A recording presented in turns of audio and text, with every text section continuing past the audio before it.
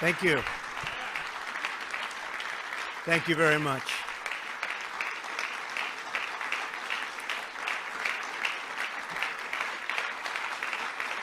Thank you. Thank you very much, ladies and gentlemen. When Justice Scalia passed away suddenly last February, I made a promise to the American people. If I were elected president, I would find the very best judge in the country for the Supreme Court. I promised to select someone who respects our laws and is representative of our Constitution and who loves our Constitution, and someone who will interpret them as written. This may be the most transparent judicial selection process in history. Months ago, as a candidate, I publicly presented a list of brilliant and accomplished people to the American electorate and pledged to make my choice from among that list. Millions of voters said this was the single most important issue to them when they voted for me for president. I am a man of my word. I will do as I say, something that the American people have been asking for from Washington for a very, very long time. Today,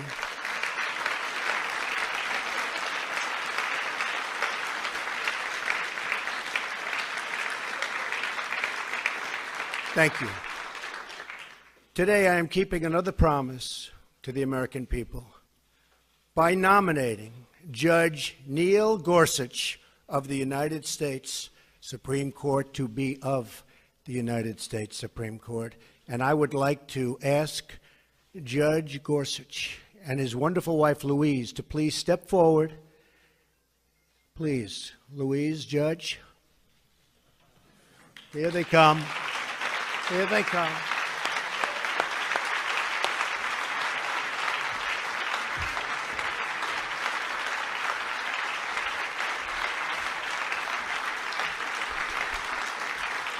So was that a surprise? Was it?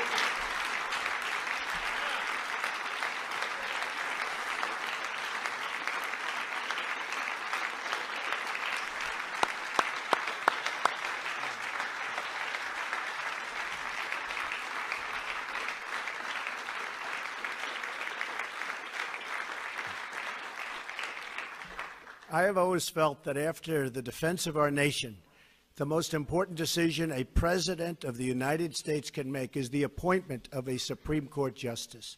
Depending on their age, a justice can be active for 50 years, and his or her decisions can last a century or more and can often be permanent. I took the task of this nomination very seriously. I have selected an individual whose qualities define, really, and I mean closely define, what we're looking for. Judge Gorsuch has outstanding legal skills, a brilliant mind, tremendous discipline, and has earned bipartisan support.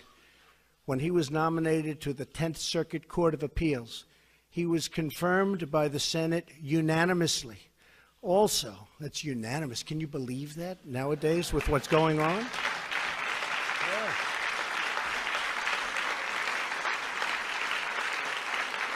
Does that happen anymore? Does it happen? I think it's going to happen, maybe again. Also with us tonight is Maureen Scalia, a woman loved by her husband and deeply respected by all. I am so happy she is with us. Where is Maureen? Please stand up. Thank you, Maureen.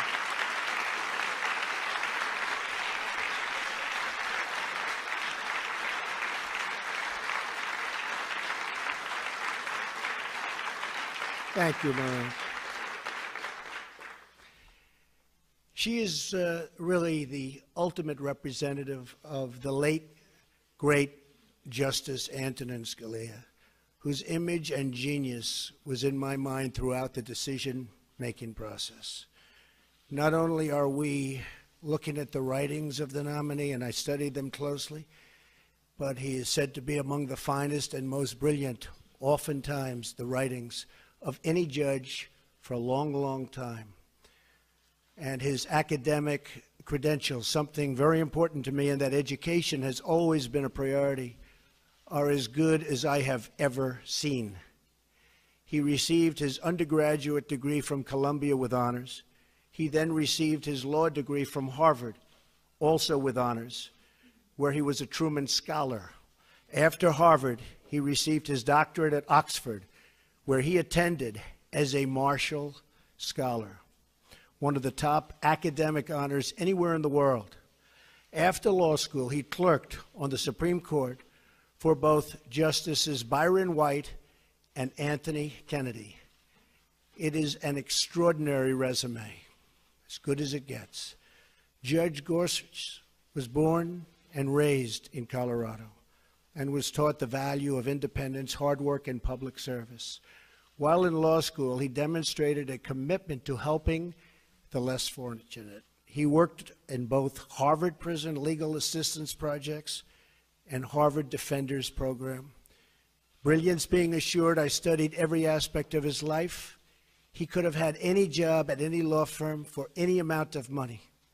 But what he wanted to do with his career was to be a judge, to write decisions, and to make an impact by upholding our laws and our Constitution.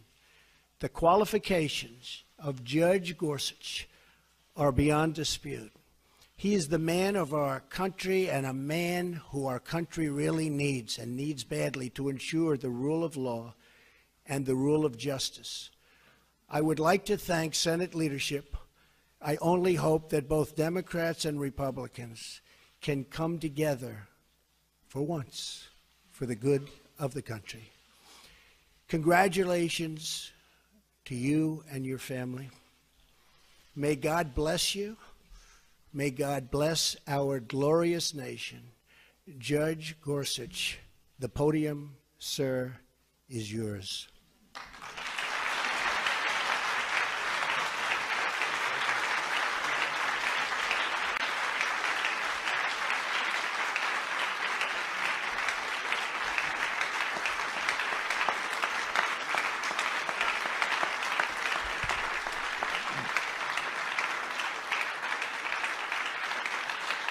Thank you. Thank you. Mr. President, thank you very much. Mr. President, Mr. Vice President, you and your team have shown me great courtesy in this process, and you've entrusted me with a most solemn assignment.